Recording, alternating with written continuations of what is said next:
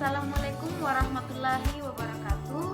Perkenalkan, nama saya Siti Umharsya dari EKIS 4F dengan NIM 190400168. Baik, di sini saya akan memaparkan materi tentang jual beli, yang dimana dibahas yaitu pengertian jual beli, sejarah jual beli, aturan jual beli, dan konsekuensi jual beli. 1. Pengertian jual beli.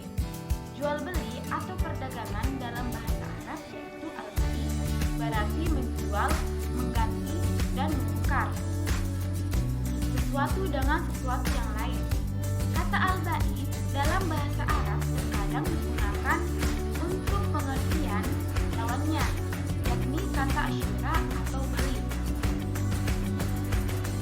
Dengan demikian, dengan kata al-bai berarti jual, tetapi sekaligus juga berarti beli. Yang kedua, sejarah jual beli. Sejarah uang di Indonesia pada masa-masa awal kemerdekaan, Indonesia belum menggunakan mata uang rupiah, namun menggunakan mata uang resmi yang dikenal sebagai ori atau Uang Republik Indonesia. Ori memiliki jangka waktu peredaran di Indonesia selama 4 tahun. Ori sudah mulai digunakan semenjak tahun 1945 dan 1949. Namun, penggunaan ori secara sah baru dimulai semenjak diresmikannya mata uang ini oleh pemerintah sebagai mata uang Indonesia pada 30 Oktober 1946.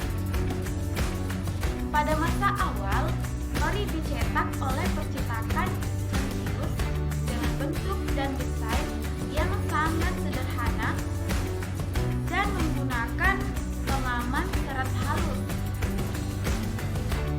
Bahkan dapat dikatakan ori pada masa tersebut merupakan mata uang yang sangat sederhana, seadanya, dan cenderung berkualitas kurang, apalagi jika dibandingkan dengan mata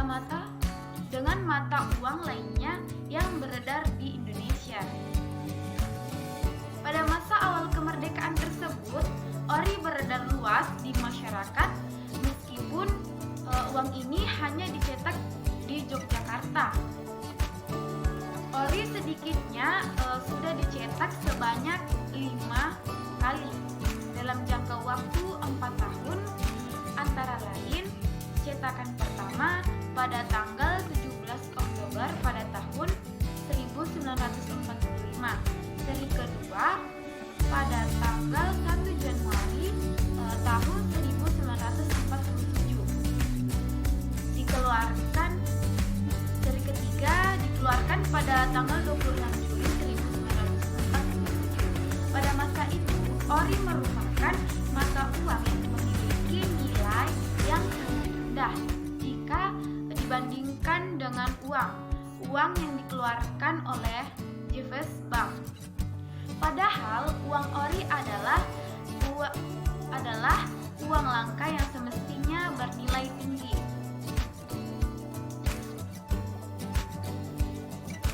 Nah, yang ketiga, aturan-aturan jual beli. Yang terdapat dalam aturan-aturan jual beli yaitu rukun dan syarat jual beli. Rukun secara bahasa adalah yang harus dipenuhi untuk sahnya suatu pekerjaan, sedangkan syarat adalah ketentuan atau peraturan petunjuk yang harus diindahkan dan dilakukan.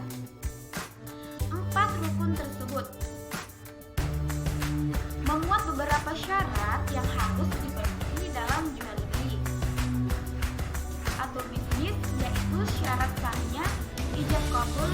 Dalam kitab suci disebutkan minimal ada 3, yaitu yang pertama, jangan diselingi dengan kata-kata lain antar ijab kabul.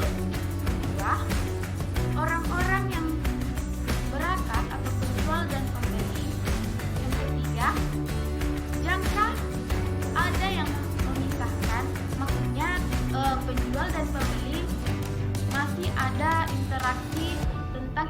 kabul.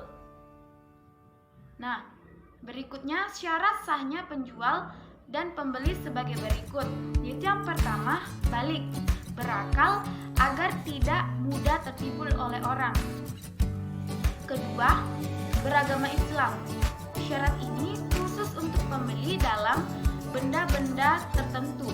Misalnya, dilarang menjual hamba yang beragama Islam kepada orang kafir, karena ditakutkan pembeli merendahkan orang yang beragama Islam. Ketiga, ada benda atau barang yang diperjualbelikan atau ma'qud alaih. Dan keempat, tidak mubazir, pemborosan dan kehendak sendiri, tidak ada paksaan dari pihak lain. Syarat sahnya barang yang dijual belikan diantaranya yaitu yang pertama, harus suci dan tidak terkena dengan najis seperti anjing, babi, dan kotoran hewan, kecuali kondisi darurat dan ada asas manfaatnya. Misalnya, kotoran hewan untuk pupuk tanaman, anjing untuk keamanan. Yang kedua, tidak boleh mengkait-kaitkan dengan sesuatu seperti apabila ayahku meninggal, aku akan menjual motor ini. Yang ketiga, tidak boleh dibatasi. Maksudnya di sini tidak boleh dibatasi waktunya. Penjual tidak boleh mensyaratkan atau ketentuan untuk membayar, tetapi hak itu merupakan hak dari pembeli karena itu salah satu sebab kepemilikan. Keempat, barang dapat diserahkan setelah kesepakatan akad. Yang kelima, barang yang diperjualbelikan milik sendiri, akad jual beli tidak akan sah apabila barang tersebut hasil mencuri atau barang titipan yang tidak diperintahkan untuk menjualkan. Yang keenam, barang yang diperjual belikan dapat diketahui atau dilihat.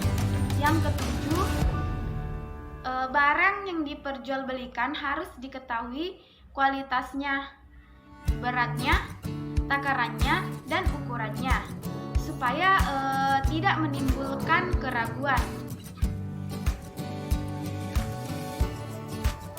Nah, selanjutnya keempat, konsekuensi jual beli. Yang pertama, pemindahan kepemilikan. Telah Anda ketahui bersama bahwa manfaat utama akad jual beli ialah memindahkan kepemilikan barang. Dengan demikian, barang yang telah Anda jual secara sah menjadi milik pembeli, sehingga Anda tidak lagi berhak menggunakannya kecuali atas izin darinya. Sebagaimana tidak ada orang lain yang berhak memanfaatkannya kecuali seizin pembelinya.